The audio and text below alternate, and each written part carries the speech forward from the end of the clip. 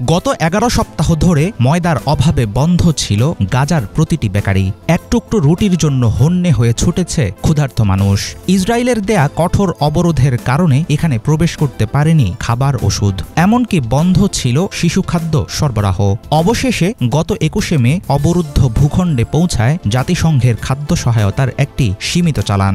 বেকারির চুল্লিতে জ্বলে ওঠে আগুন, বাতাসে ছড়ায় গরম রুটির ঘ্রাণ।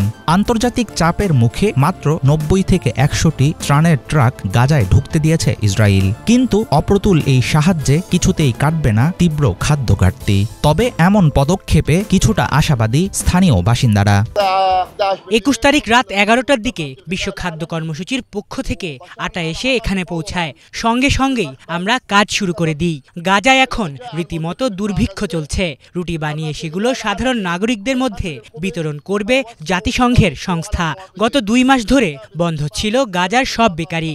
এখন দক্ষিণ গাজায় কিছু বেকারি আবার চালু হয়েছে। উত্তর গাজার বেকারিগুলো এখনো চালু হয়নি। ইনশাআল্লাহ সেগুলো খুব তাড়াতাড়ি চালু হবে। গাজার যোদ্ধারা ত্রাণের মালামাল আত্মসাৎ করছে এমন অজুহাতে অবরুদ্ধ ভূখণ্ডে সব ধরনের সরবরাহ বন্ধ করে দেয় ইসরায়েল। যদিও ফিলিস্তিনি স্বাধীনতাকামী সংগঠনগুলো এই অভিযোগ অস্বীকার করে আসছে। ইসরায়েল জানিয়েছে গত 21শে মে গাজায় 100টি ট্রাক ঢুকতে দিয়েছে তারা, যার মধ্যে ছিল জরুরি শিশু খাদ্য ও চিকিৎসা সরঞ্জাম। বিভিন্ন সাহায্য সংস্থার হিসাব অনুযায়ী গাজায় প্রতিদিন কমপক্ষে 500 থেকে 600 ট্রাক খাদ্য, জ্বালানি ও ওষুধ প্রবেশ না করলে আসন্ন মানবিক বিপর্যয় ঠেকানো সম্ভব নয়। 2.5 মাসের বেশি সময় সীমান্ত বন্ধ থাকার পর গাজায় মানবিক পরিস্থিতি একেবারে ভয়াবহ অবস্থায় পৌঁছেছে।